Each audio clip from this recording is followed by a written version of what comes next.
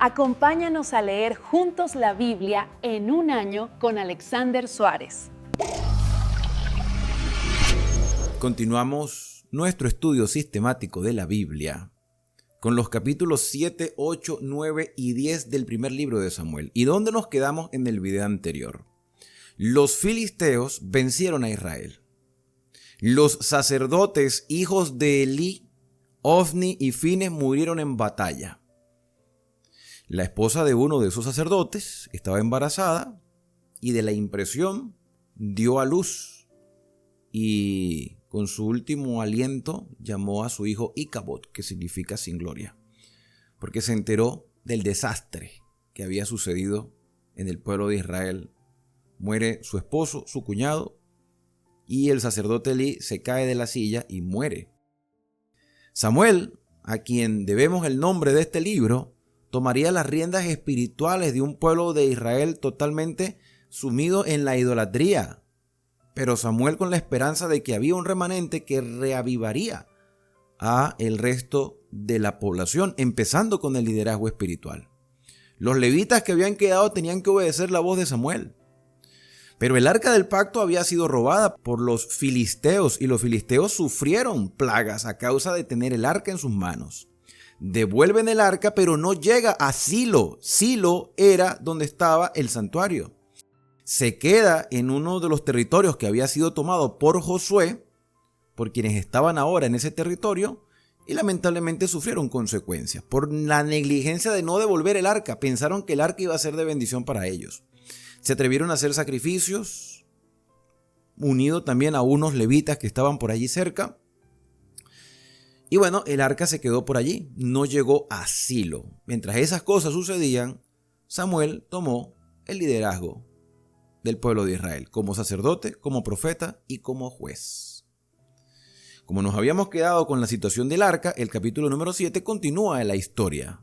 Vinieron los de Kiriat Jearim y llevaron el arca de Jehová y la pusieron en casa de Abinadab, situada en el collado, y santificaron a Eleazar su hijo para que guardase el arca de Jehová. Yo todavía estoy con la duda de por qué no llevan el arca a Silo. ¿Por qué no llevan el arca al santuario? ¿Por qué la tienen que dejar allí? Hubo una crisis por tener el arca en Israel sin llevarla al santuario. Entonces van y la llevan a casa de Abinadab y ponen a Eleazar a que cuide el arca. Oye, qué responsabilidad y qué riesgo a la vez. Y qué negligencia al no devolver el arca al santuario. Sin embargo, desde el día que llegó el arca a Kiriat Jearim, pasaron muchos días para decir 20 años el arca fuera del santuario. ¿Es eso justo?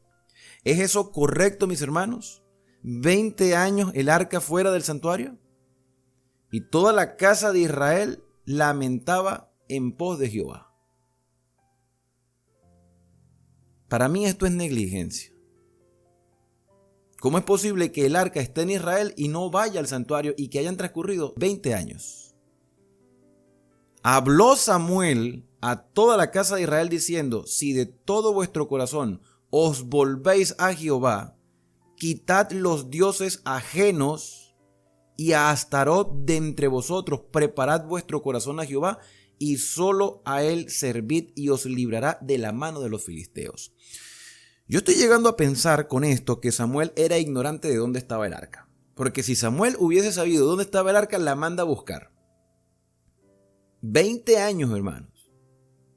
Y mientras esos 20 años transcurrían, Samuel al principio hizo un llamado a reformarse, un llamado a la reforma, un llamado a quitar los dioses ajenos que estaban en Israel. Hermanos, Israel había caído en idolatría. Si Israel cayó en idolatría, ¿no creen ustedes que hoy corremos el riesgo de lo mismo? Israel cayó en idolatría, un Israel que tenía los mandamientos de Dios en sus manos. No solamente por las tablas escritas con el dedo de Dios, sino porque Moisés había dejado constancia del testimonio que Dios le había dado a su pueblo. Ok, el arca no estaba en el santuario. Nadie podía ver los 10 mandamientos escritos con el dedo de Dios. Pero estaba el libro de Deuteronomio, estaba el libro de Números, estaba el libro de Levítico, estaba el libro de Éxodo, estaba el libro de Génesis. Ellos tenían esos escritos y tenían la historia que Samuel, que Josué escribió antes de morir, que fue su libro que lleva su nombre. Se cree que el libro de los jueces, también Samuel escribió una parte allí del libro de los jueces. Entonces, información tenía, historia tenían, pero habían caído en idolatría y Samuel intenta hacer una reforma. Quitad los dioses ajenos, volveos de todo corazón a Jehová. Quiten todos los dioses, a Astarot de entre vosotros, y preparad vuestro corazón a Jehová. A él solo servid y os librará de la mano de los filisteos. ¿Tenía que llegar a esta instancia Israel? No tenía que llegar a esta instancia. La iglesia del siglo XXI, ¿será que ha llegado a una situación en que necesita también una reforma? Es muy seguro, es muy probable. ¿Con quién debe comenzar esa reforma? Con los líderes, con los pastores. Y ya creo yo que esa reforma se está ejecutando en el corazón de muchos líderes. Yo creo que ya hay un despertar. Así como hubo un Samuel en esta época, así hoy hay líderes dispuestos a reformarse. Hay un despertar en el liderazgo. No en todos, pero ya hay un despertar. Entonces dejémonos guiar por aquellos que hoy buscan una reforma eclesiástica. Entonces los hijos de Israel quitaron a los Baales y a Astarot y sirvieron solo a Jehová. Magnífico. ¿Te das cuenta que todo comienza con un líder? Y Samuel dijo: reunid a todo Israel en Mizpa y oraré por vosotros a Jehová. Y se reunieron en Mizpa y sacaron agua y la derramaron delante de Jehová y ayunaron aquel día y dijeron allí: contra Jehová hemos pecado. Y juzgó Samuel a los hijos de Israel en Mizpa. Cuando oyeron los filisteos que los hijos de Israel estaban reunidos en Mizpa, subieron los príncipes de los filisteos contra Israel, y al oír esto los hijos de Israel tuvieron temor de los filisteos. ¿Por qué tuvieron temor? Porque no tenían el arca. Bueno, sí la tenían, pero no sabían dónde estaban. Por la negligencia de algunos que la dejaron en otra parte. Tuvieron miedo. Pero ya había una reforma. Ya había un cambio. Entonces dijeron los hijos de Israel a Samuel: no ceses de clamar por nosotros a Jehová nuestro Dios, para que nos guarde de la mano de los filisteos. Y Samuel tomó un cordero de leche y lo sacrificó entero en holocausto a Jehová, y clamó Samuel a Jehová por Israel, y Jehová le oyó. Ojo, Samuel no era levita, Samuel era de Efraín, pero el sacerdocio recayó sobre Samuel. ¿Había más levitas en Israel? Por supuesto que sí, muchísimos. Pero una buena parte de los levitas había caído en descrédito. Sacerdotes ya no había. Hijos de Aarón ya no había. Bueno, sí, pero no tenían la credibilidad para ejercer funciones. Estaba Icabod. Icabod era el hijo de un sacerdote. Todavía era un niño, ¿no? Todavía estaba niño.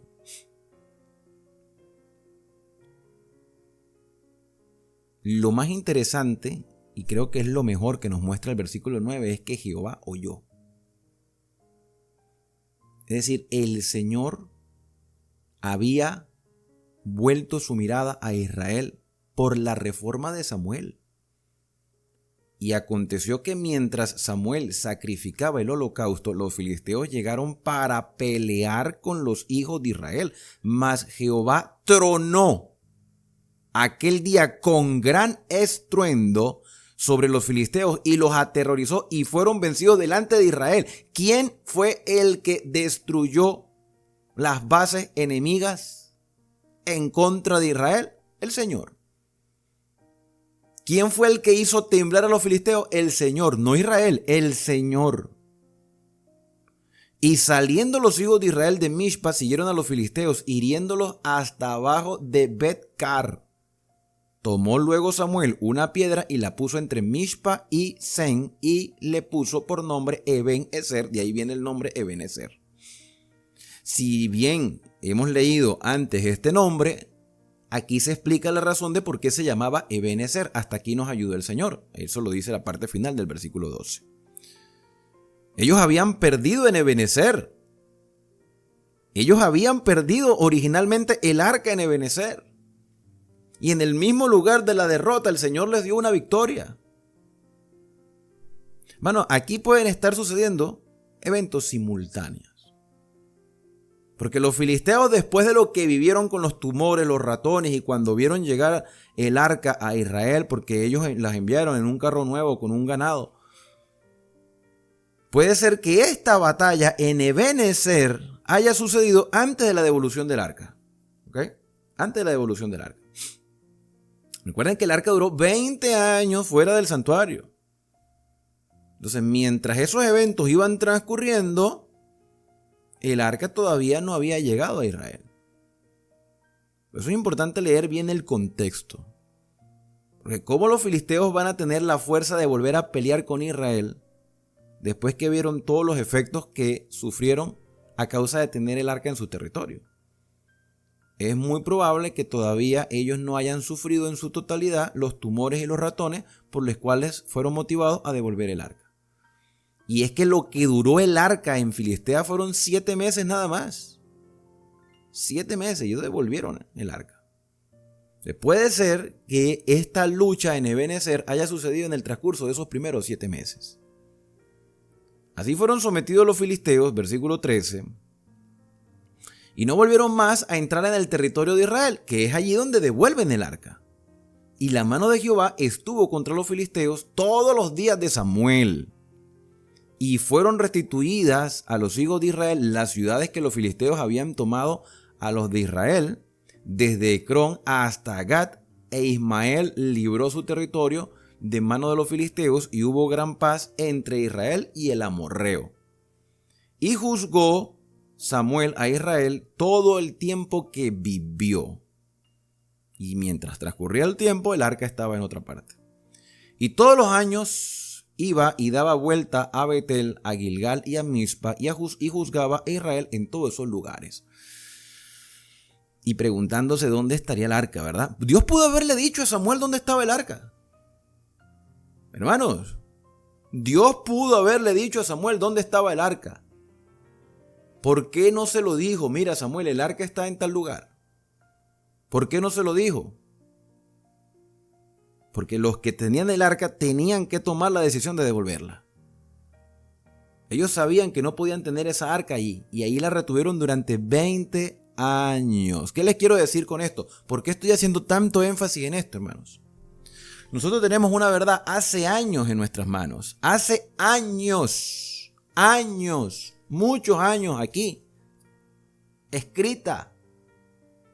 Y hay hermanos que hasta el día de hoy se están enterando, después de tantos años, se están enterando que los mandamientos de Dios están vigentes.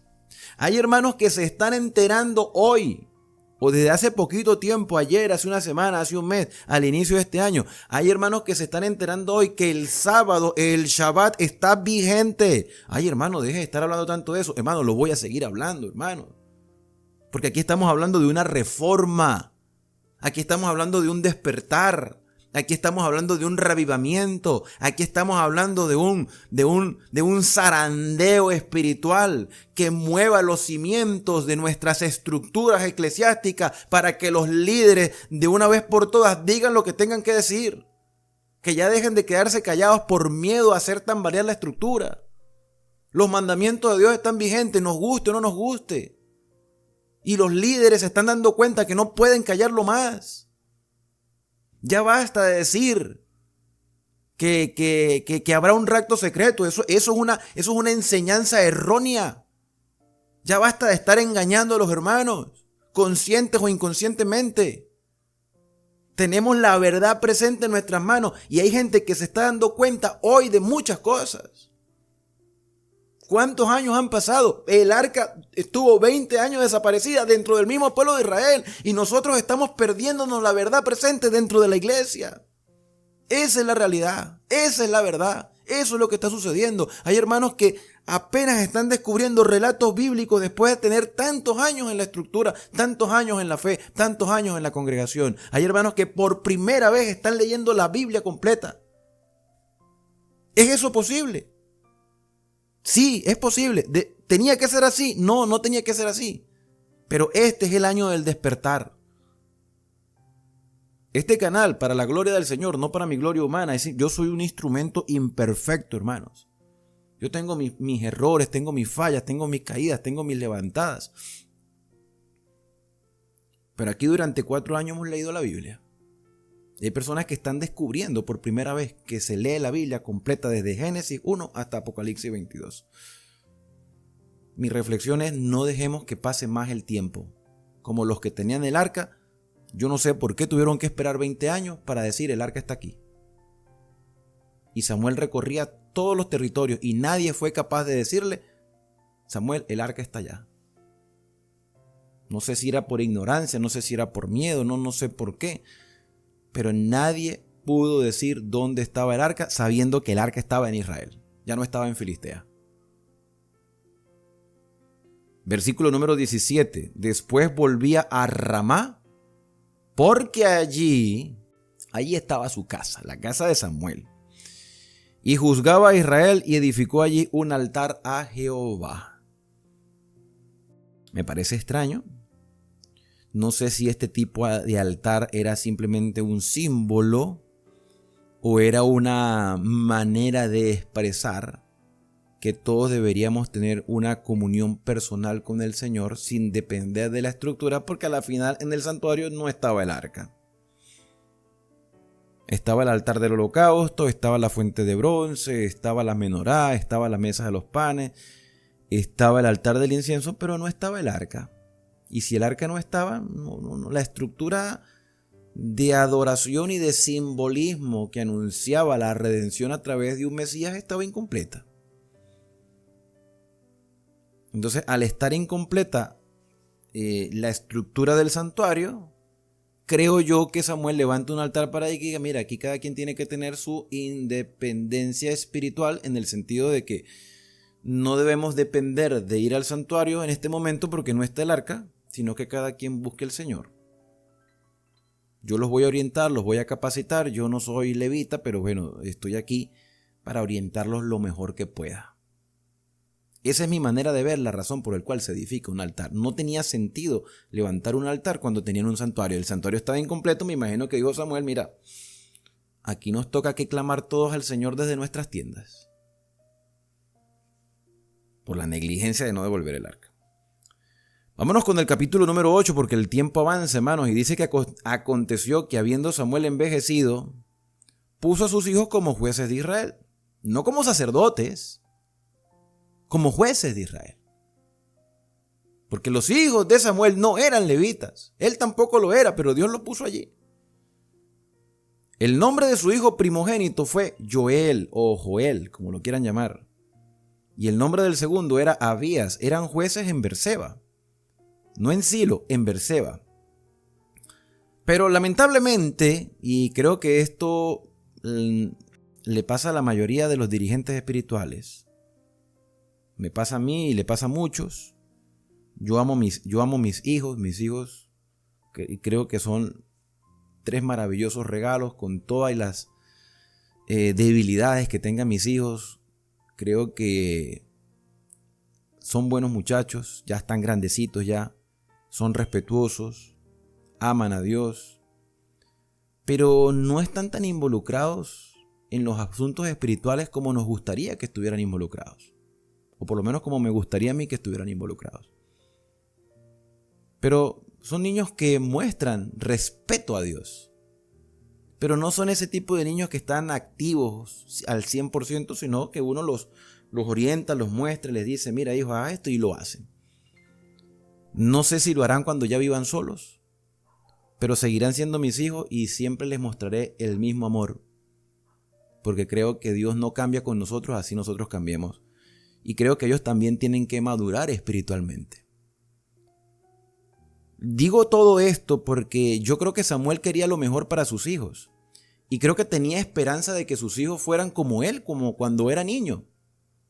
Dice el versículo 3 que los hijos de Samuel no anduvieron por los caminos de su padre. No dice que fueran idólatras, no dice que fueran borrachos, pero sí dice que lamentablemente, y esto sí aparece en el versículo 3, eran jóvenes que fueron movidos tras la avaricia.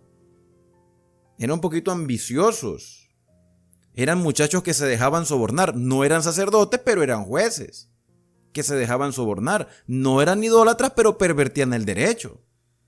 Ellos bien podían decir: Señor, nosotros creemos en ti, pero oye, entiende nuestra posición. No, el Señor entiende perfectamente. El Señor dio órdenes de que no se pervirtiera el derecho. El Señor dio órdenes que no se dejaran sobornar. El Señor dio órdenes de que no se dejaran llevar por la ambición.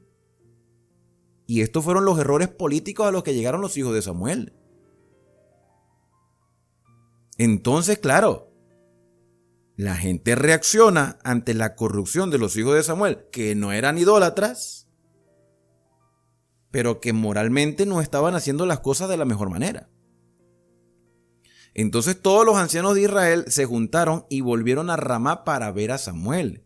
Y le dijeron: he aquí tú has envejecido, Samuel, y tus hijos no andan en tus caminos. Por tanto, constitúyenos ahora un rey que nos juzgue, como tienen todas las naciones. No hay indicio de que los hijos de Samuel hayan caído en idolatría, pero socialmente y moralmente no hacían las cosas de forma correcta. Cometían sus errores, como cualquier ser humano. Esto, por supuesto, llenó de tristeza el corazón de Samuel. Samuel, dice el versículo 4, no agradó esta palabra que dijeron: danos un rey que nos juzgue. Y Samuel ora a Jehová. No justifica a sus hijos, no lo justifica, pero tampoco los tira por un barranco. Sí, okay, son mis hijos, cometen errores, vale. Cualquier persona comete errores. No estoy justificando las acciones de ellos, pero creo que pedir un rey es contraproducente. Si bien los jueces se corrompen, imagínate tener un rey en Israel. Se va a corromper. Y Jehová lo que hizo fue decirle a Samuel: oye la voz del pueblo en todo lo que te digan, porque no te han desechado a ti, Samuel, sino que a mí me han desechado para que no reine sobre ellos. Los liderazgos humanos son imperfectos. Aquí el secreto está en la dependencia divina. Fíjate cómo Samuel no justifica a sus hijos, pero les dice: oye, son seres humanos que se equivocan. Pongamos nuestra mirada pongamos nuestra vida en las manos del Señor. Y Dios le dice: tranquilo, Samuel, que me están desechando es a mí, no a ti. Conforme a todas las obras que han hecho desde el día en que los saqué de Egipto hasta hoy, dejándome a mí y sirviendo a dioses ajenos, así hacen también conmigo. Ahora pues, oye su voz, mas protesta solemnemente contra ellos y muéstrales cómo les tratará el rey que reinará sobre ellos. Muéstrales cómo va a reinar aquel. Dile los pro y los contra de quien asumirá el gobierno en Israel. ¿Ok? Versículo número 10, y refirió Samuel todas las palabras de Jehová al pueblo que le había pedido rey, y dijo: pues así hará el rey que reinará sobre vosotros. Tomará vuestros hijos y los pondrá en sus carros y en su gente de a caballo para que corran delante de su carro. Si ustedes están descontentos con los jueces, incluyendo a mis hijos, que se han dejado llevar por la avaricia, el soborno y han pervertido el derecho, déjenme decirles que con un rey les irá peor. Porque el rey tomará a sus hijos y los pondrá en sus carros y su gente de a caballo para que corran delante del carro. Es decir, para que le toquen trompeta al rey. Para que anuncien que el rey ha llegado. y nombrará para sí jefes de 1000 y jefes de 50, los pondrán asimismo a que aren sus campos y cieguen sus mieses, a que hagan sus armas de guerra y los pertrechos de sus carros. Tomará también a vuestras hijas para que sean perfumadoras, cocineras y amasadoras, o sea, sirvientas. Asimismo tomará de lo mejor de vuestras tierras y de vuestras viñas y de vuestros olivares y lo dará a sus siervos. Diezmará vuestro grano. Interesante esto, ¿no? Porque ya de por sí el pueblo de Israel diezmaba para el santuario, para los levitas que se habían corrompido. Aparte de ese diezmo que daban para los levitas, también tendrían que dar un diezmo para el rey. O sea, los impuestos reales. Diezmará vuestro grano y vuestras viñas para dar a sus oficiales y a sus siervos.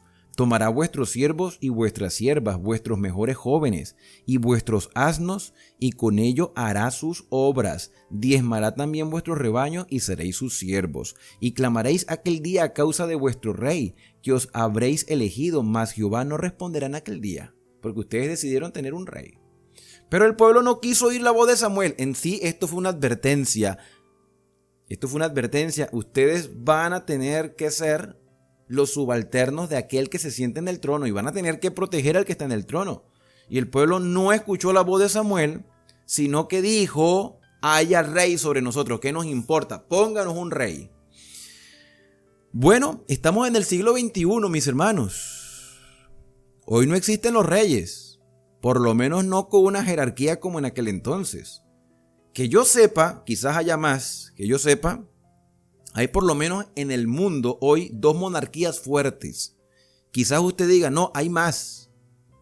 Pero hay 2 monarquías fuertes desde el punto de vista social y político, que son la monarquía española y la monarquía británica.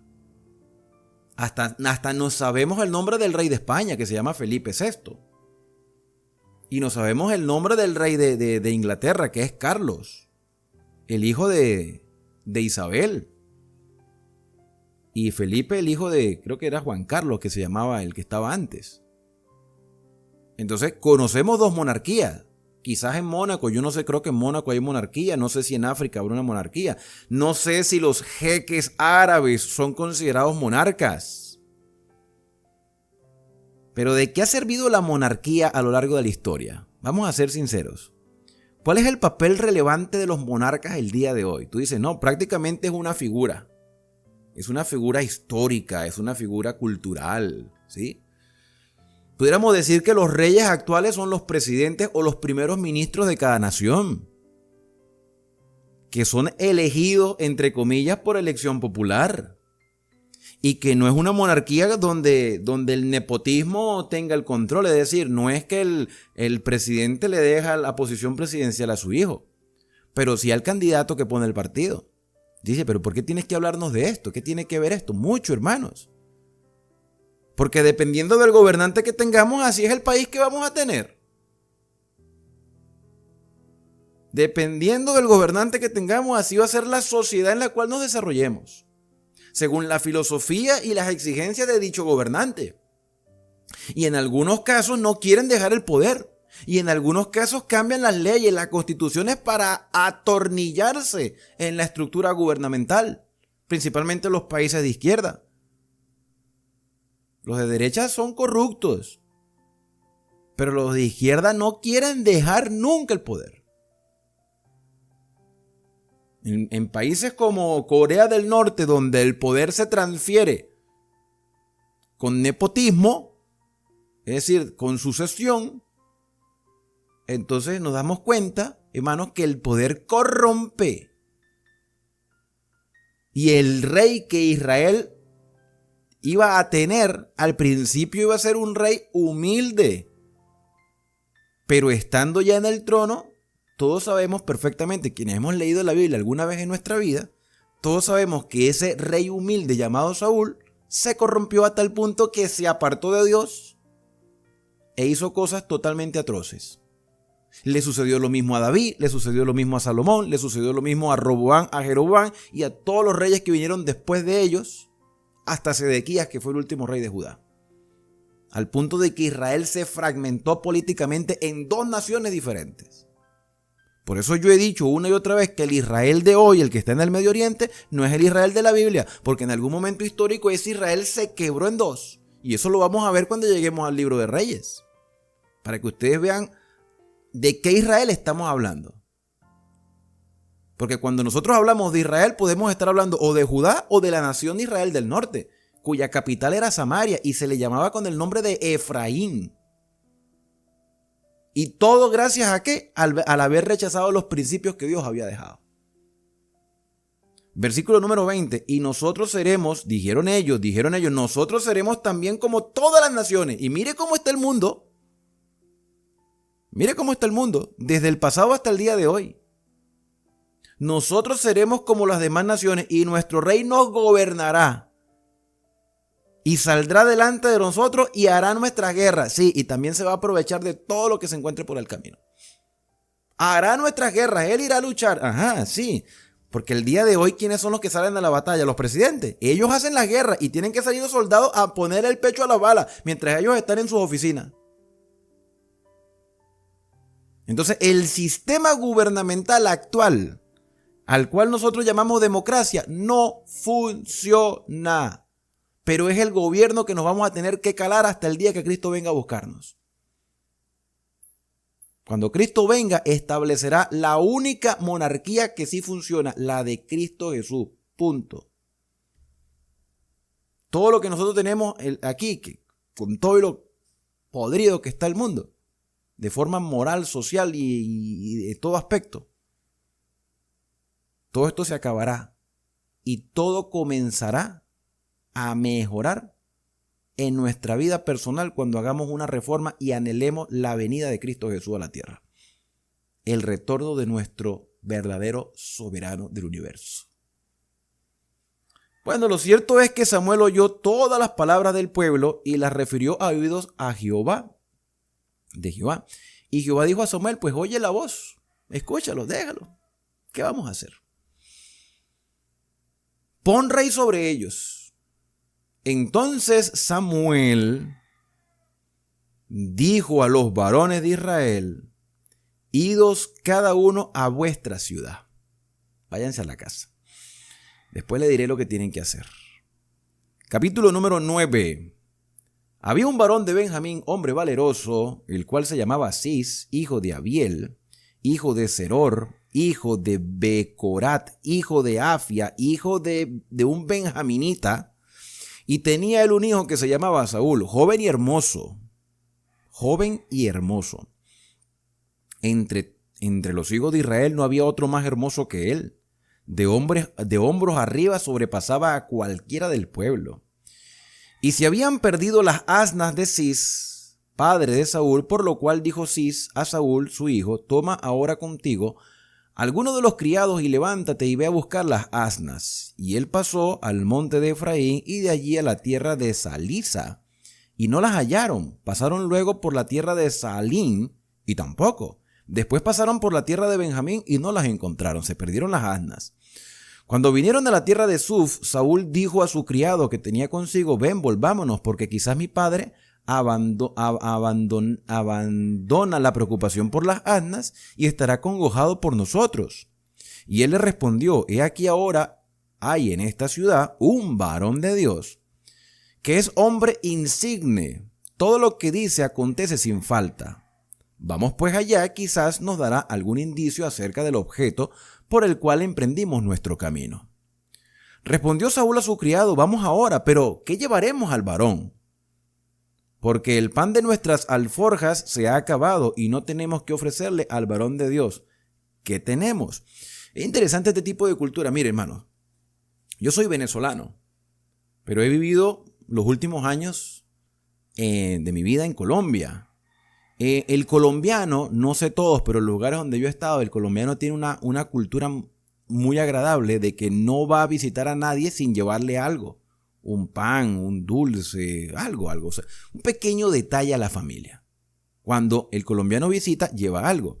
Los venezolanos, a pesar de que yo soy hijo de una colombiana, pues no adopté esa cultura.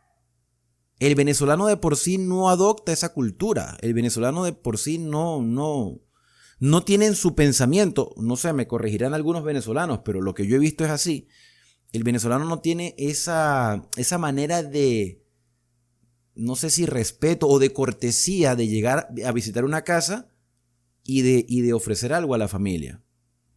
El colombiano sí, el colombiano llega con algo, llega con un pan y la persona que es visitada pues le ofrece otra cosa. En algunos casos le ofrecen café, en otros casos jugo, en otros casos un vaso de agua, así. O sea, es así, es una cuestión cultural, ¿vale? Bueno, en Israel era muy común y más cuando se trataba de un varón de Dios. Es decir, vamos a ver al varón de Dios, pero ¿qué le vamos a llevar? No era una obligación, pero era una manera de cortesía. Entonces volvió el criado a responder a Saúl diciendo: he aquí se halla en mi mano la cuarta parte de un siclo de plata. No es mucho. Esto daré al varón de Dios para que nos declare nuestro camino. Es una manera cortés, ¿sí? No era una obligación. Antiguamente, y esto me gusta mucho porque dice que antiguamente en Israel cualquiera que iba a consultar a Dios decía: venid, vamos a ver al vidente. Porque el que hoy se llama profeta, entonces se llama vidente. Este versículo, que puede estar entre paréntesis en algunas Biblias, que es como una expresión comentada, más que simplemente un texto escrito por Samuel, sino como un comentario que aparece dentro del texto, nos hace ver, hermanos, que Dios hablaba a través de sus profetas. Alguien me preguntaba en estos días que Dios le hablaba a David. Y me preguntaba cómo era que Dios le hablaba a David. Y muchas veces nosotros queremos que Dios nos hable también. Y yo le decía: Dios te habla a través de su palabra. Pero ¿cómo sé cuáles son los versículos que Dios me está mostrando? Pues ve leyendo y el Señor te va indicando qué es lo que quiere para tu vida. Y puede ser que te dé una respuesta a lo que estás solicitando, pero lleva un sistema de estudio continuo. Y el Señor te va a dar respuesta. Dios hablaba a través de sus profetas. Todavía había profetas con credibilidad. Y uno de esos profetas con credibilidad era Samuel. Dios podía hablar a través de su siervo. Y el que escribió la carta a los hebreos lo dejó claro. Dios, habiendo hablado muchas veces y de muchas maneras, hablaba a los padres por medio de los profetas. Hoy nos habla a través de Cristo. Y el testimonio de Jesucristo está en su palabra. Está en la Biblia. Bueno, al profeta lo llamaban vidente. Dijo entonces Saúl a su criado: dices bien, anda, vamos. Y fueron a la ciudad donde estaba el varón de Dios. Y cuando subían por la cuesta de la ciudad, hallaron unas doncellas que salían por agua, a las cuales dijeron: ¿está en este lugar el vidente? Ellas respondiéndoles dijeron: sí, helo allí delante de ti. Date prisa, pues porque hoy ha venido a la ciudad en atención a que el pueblo tiene un sacrificio en el lugar alto. ¿Qué era el lugar alto? El lugar alto, hermanos, podía ser una montaña, podía ser un lugar elevado, donde por lo general, se hacían sacrificios a otros dioses. Entonces Samuel, como está haciendo una reforma, está quitando los dioses ajenos y está restaurando el culto a Jehová. Entonces, esta es una restauración. Samuel era un sacerdote que visitaba. Como el arca no estaba en el santuario, Samuel estaba haciendo una reforma de pueblo en pueblo. Está quitando la idolatría de los lugares altos y está estableciendo el culto a Jehová. Cuando entréis en la ciudad, le encontraréis luego antes que suba al lugar alto a comer, pues el pueblo no comerá hasta que él haya llegado, por cuanto él es el que bendice el sacrificio, o sea, hace la reforma. Después de esto comen los convidados, subid pues ahora, porque ahora le hallaréis. Ellos entonces subieron a la ciudad, y cuando estuvieron en medio de ella, he aquí Samuel venía hacia ellos para subir al lugar alto.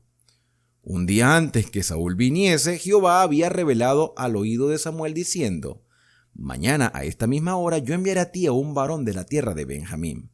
Me llama la atención esto porque Saúl y Cis eran de Benjamín. Quienes hemos tenido la oportunidad de leer el libro de los Jueces, en el último capítulo se ve cómo los benjaminitas eran personas que estaban totalmente corrompidas y que prácticamente la tribu de Benjamín desaparecía. No desapareció porque quedó un remanente. De los descendientes de ese remanente que quedó de Benjamín salió la familia de Saúl. Entonces Saúl sabía por experiencia y por testimonio de sus padres que en Benjamín también tuvo que haber existido una reforma. Por eso vuelvo y repito cuán importante es haber leído los capítulos anteriores, hermanos. Los benjaminitas casi desaparecen del mapa de Israel a causa de la atrocidad que hicieron con la mujer de un levita. Quedó un remanente, de ese remanente sale Saúl. Saúl sabía lo que era una reforma, porque sus padres se le enseñaron. Por eso Saúl al principio fue un hombre muy respetuoso, muy espiritual, muy humilde. Y yo me imagino Samuel escuchando la voz de Dios diciendo, de Benjamín saldrá el rey. De Benjamín, no de Judá, de Benjamín. Interesante, ¿no? Mañana a esta hora yo enviaré a ti un varón de la tierra de Benjamín, el cual ungirás por príncipe sobre mi pueblo Israel, y salvará a mi pueblo de mano de los filisteos, porque yo he mirado a mi pueblo por cuanto su clamor ha llegado hasta mí. Y luego que Samuel vio a Saúl, Jehová le dijo, he aquí, este es el varón del cual te hablé, este gobernará mi pueblo. Acercándose pues Saúl a Samuel, en medio de la puerta le dijo, te ruego que me enseñes dónde está la casa del vidente, porque Saúl no lo conocía. No lo conocía, es primera vez que se habían visto. Samuel respondió a Saúl diciendo, yo soy el vidente, sube delante de mí al lugar alto y come hoy conmigo, por la mañana te despacharé y te descubriré todo lo que está en tu corazón. Y también sobre el tema de las asnas que se te perdieron, ya hace 3 días, pierde cuidado de ellas, porque se encontraron, fueron halladas. Mas ¿para quién es todo lo que hay de codiciable en Israel, sino para ti y para toda la casa de tu padre? Saúl respondió y dijo, ¿no soy yo hijo de Benjamín? Samuel, tú conoces la historia de Benjamín, ¿verdad que sí? La historia atroz de Benjamín, descrita en el libro de los Jueces. La más pequeña de la tribu de Israel. ¿Por qué la más pequeña? Porque prácticamente desaparece. Y mi familia no es la más pequeña de toda la familia de Benjamín. Yo me atrevo a decir, mis hermanos, que la familia de Saúl no participó de la abominación de Benjamín. Era un remanente dentro del remanente. Un remanente espiritual dentro del remanente que quedó vivo de Benjamín. ¿No es mi familia la más pequeña de la tribu más pequeña? ¿Por qué pues me has dicho cosas semejantes? ¿Qué? De que todo lo codiciable es para ti. Dios tiene grandes dones para ti. Entonces Samuel tomó a Saúl, versículo 22, y a su criado, los introdujo a la sala y les dio lugar a la cabecera de los convidados, que eran unos 30 hombres. Y dijo Samuel al cocinero, trae acá la porción que te di, la cual te dije que guardaras aparte, porque Dios ya le había dicho lo que iba a suceder. Entonces alzó el cocinero una espaldilla con lo que estaba sobre ella y la puso delante de Saúl, y Samuel dijo, he aquí lo que estaba reservado, ponlo delante de ti y come, porque para esta ocasión se te guardó. Cuando dije, yo he convidado al pueblo, y Saúl comió aquel día con Samuel. Y cuando hubieron descendido del lugar alto a la ciudad, él habló con Saúl en el terrado. Al otro día madrugaron, y al despuntar el alba, Samuel llamó a Saúl, que estaba en el terrado, y dijo, levántate, para que te despida. Luego se levantó Saúl, y salieron ambos, él y Samuel. Y descendiendo ellos al extremo de la ciudad, dijo Samuel a Saúl, di al criado que se adelante. Y se adelantó el criado. Y espera tú un poco para que te declare palabra de Dios. Y aquí termina el capítulo 9. Nos queda todavía un capítulo más, no nos podemos quedar con la historia a medias. Tomando entonces Samuel una redoma de aceite, una vasija de aceite, la derramó sobre su cabeza y lo besó. Ósculo santo, pues, beso en la mejilla o beso en la frente, no sé, lo besó. Y le dijo, ¿no te ha ungido Jehová por príncipe sobre su pueblo Israel? Ungir con aceite, aceite de oliva. Y es interesante porque los únicos que se ungían hasta este momento eran los sacerdotes. El ungimiento como rey, como príncipe de Israel, era una responsabilidad espiritual. El liderazgo político de una nación debe ser una responsabilidad espiritual. ¿Son nuestros gobernantes el día de hoy espirituales? No lo son, no lo son, no lo son, hermanos, no lo son. Esa es la realidad. Podrán ser religiosos, podrán tener alguna inclinación a algún sistema religioso, pero en su mayoría los políticos y los gobernantes utilizan la religión como un medio para lograr sus objetivos. Que lo he visto yo aquí mismo en Venezuela, cómo los gobernantes se han valido de los dirigentes religiosos para hacer shows en televisión, para hacer pantomimas, para hacer paripé, falsas presentaciones religiosas, y los dirigentes religiosos, los pastores y pastoras se han prestado como unos algarroberos y se han arrodillado a los pies de los políticos, engañándolos también a ellos, diciéndolos que son los escogidos de Dios. Y hay todavía quienes aseveran que quienes ponen a esos gobernantes es la mano divina. Valiéndose de Daniel capítulo 2, donde dice Dios pone reyes y quita reyes. Sí, es verdad. Dios permite que esos reyes hayan llegado allí, pero quien los ponemos somos nosotros. Porque así como el versículo de Daniel capítulo 2, versículo 21-22 dice que Dios pone reyes y quita reyes, el día de hoy también Dios da inteligencia y sabiduría a los sabios para tomar buenas decisiones. ¿Estamos nosotros eligiendo correctamente nuestros gobernantes? ¿Son nuestros gobernantes líderes espirituales? No lo son.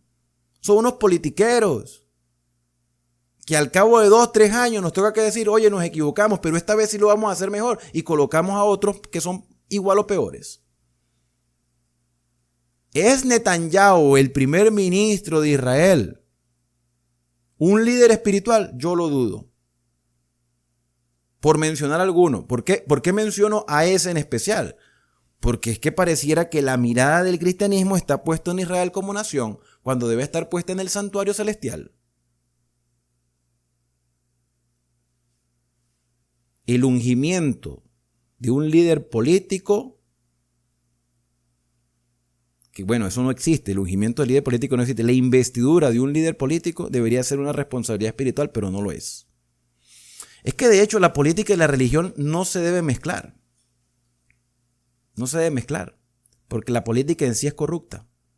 Más bien los dirigentes religiosos deberíamos reprender a quienes ejercen la política. Y eso es precisamente lo que estoy tratando de hacer. Reprender a quienes hoy ostentan puestos políticos. Pero en este caso, el de Saúl, su ungimiento dentro de una nación religiosa, como lo era Israel, su llamado a ser príncipe era un llamado espiritual, de reforma. Hoy, después que te hayas apartado de mí, le dijo Samuel a Saúl, hallarás 2 hombres junto al sepulcro de Raquel. Raquel, la esposa de Jacob. Precisamente la madre de Benjamín. En el territorio de Benjamín, en Celsa, los cuales te dirán, las asnas que habías ido a buscar se han hallado. Tu padre ha dejado ya de inquietarse por las asnas y está afligido por vosotros diciendo, ¿qué haré acerca de mi hijo? Y luego que de allí sigas más adelante y llegues a la encina de Tabor, te saldrá al encuentro 3 hombres que suben a Dios en Betel. Que suben a Dios en Betel. ¿Qué significa que suben a Dios en Betel? Que van a consultar al Señor en Betel. Que son hombres espirituales. Porque la reforma ya está haciendo efecto en otras personas. Tanto así que vamos a ver un grupo de profetas más adelante. Hay quienes lo llaman la escuela de los profetas. ¿Y quién estableció la escuela de los profetas? ¿Quién fue el primer reformador de Israel en esta época? Samuel. Si Samuel fue el primer reformador y hay gente que ya se está reformando, estos profetas fueron instituidos por Samuel. Saldrán 3 hombres que suben a Dios en Betel, llevando uno 3 cabritos, otro 3 tortas de pan y el tercero una vasija de vino, los cuales, luego que te hayan saludado, te darán 2 panes, los que tomarás de mano de ellos. Después de esto llegarás al collado de Dios, donde está la guarnición de los filisteos, y cuando entres allá en la ciudad, encontrarás una compañía de profetas, hombres ya en proceso de reforma. Una compañía de profetas, una escuela de profetas. Y tú dirás, ¿una escuela de profetas? La compañía de profetas es un grupo de profetas que está aprendiendo a conocer al Señor, que se están capacitando, que se están instruyendo, que están preparándose para instruir a otros, que descienden del lugar alto y delante de ellos salterio. Salterio es un instrumento musical. En otras palabras, prácticamente la materia o la preparación que estaban teniendo en ese momento tenía que ver con la adoración, con los cantos. Porque tienen salterio, no salterío. No es que están brincando, es que están cantando. Tendrán pandero, tendrán flauta, tendrán arpa y ellos están profetizando. Cuando dice que están profetizando, no es que están hablando como cosas inentendibles o están diciendo revelaciones que les están llegando a la cabeza. No, están cantando, hermanos. Esta manifestación profética de esta compañía de estudiantes de profetas, por ponerles un título, bueno, compañía de profetas, pues, lo que están haciendo es cantar. Están reestructurando la adoración a Dios. Y aquí quiero hacer una reflexión. El ministerio musical de nuestras iglesias, que también debería ser reformado, porque hoy en día se están metiendo en nuestras iglesias todos los tipos de géneros habidos y por haber. Yo no estoy en contra en el uso de los instrumentos. Podemos usar todos los instrumentos que queramos, desde un piano hasta una batería, desde una guitarra hasta un pandero. A mí me parece excelente que haya bastantes instrumentos en la adoración, pero que se usen correctamente, no para vallenato, ni para salsa, ni para merengue, ni para bachata, ni para reggaetón, ni para ninguno de esos ritmos que se utilizan hoy en el mundo para el placer personal. Creo y estoy convencido de que así como se necesitaba una reforma en la estructura de Israel por completo, también hoy la iglesia necesita una reforma comenzando con el ministerio de la música, con los instrumentistas. Los instrumentistas no son actores, los instrumentistas no son artistas, los instrumentistas deben ser adoradores. Porque el ministerio de la música tiene el mismo nivel espiritual y de importancia que lo tiene el don profético. Porque aquí vemos profetas que tienen salterio, pandero, flauta, arpa y están profetizando con la música que presentan. En otras palabras, nuestros mensajes musicales deben tener doctrina y deben tener alegría. Tienen que estar fundamentados en un escrito está, no una simple repetición de expresiones porque riman. Tienen que tener mensaje y tienen que infundir la alegría al pueblo de Dios. Por lo tanto, debemos cantar con el corazón y debemos cantar con entendimiento. Eso es mensaje profético. Entonces el Espíritu de Jehová le dice Samuel a Saúl: el Espíritu de Jehová vendrá sobre ti con poder y profetizarás, cantarás con ellos y serás mudado en otro hombre, tendrás una experiencia de reforma en tu vida y cuando te haya sucedido estas señales, haz lo que te viniera en mano porque Jehová está contigo, el Señor está obrando en ti. Luego bajarás delante de mí a Gilgal, que era donde estaba el santuario antes, entonces descenderé yo a ti para ofrecer holocausto y sacrificar ofrenda de paz. Espera 7 días hasta que yo venga a ti y te enseñe lo que has de hacer. Aconteció luego que al volver él la espalda para apartarse de Samuel, le mudó Dios su corazón y todas estas señales acontecieron en aquel día. Quiere decir que hubo una transformación en el corazón de Saúl.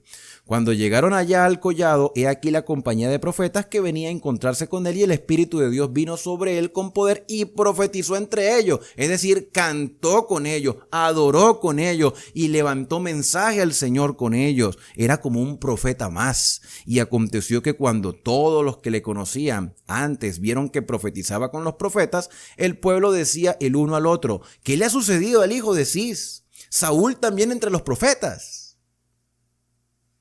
¿Pero era Saúl profeta?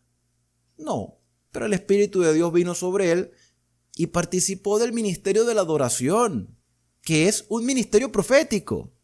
Y alguno de allí respondió diciendo: ¿y quién es el padre de ellos? Por esta causa se hizo proverbio, Saúl también entre los profetas. Esta expresión a veces se usa dentro del ministerio pastoral cuando vemos a alguien que no teníamos tiempo que lo veíamos y decimos: oye, Saúl también entre los profetas, porque nos parece extraño verlo cuando teníamos tiempo sin verlo.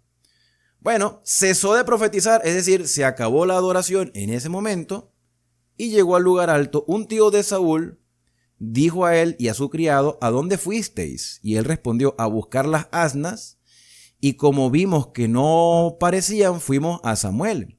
Dijo el tío de Saúl: yo te ruego que me declares ¿qué os dijo Samuel? Y Saúl respondió a su tío: nos declaró expresamente que las asnas habían sido halladas, mas del asunto del reino de que Samuel le había hablado, no le descubrió nada. Esto es humildad, humildad al inicio de su reinado o de su liderazgo y su experiencia espiritual única.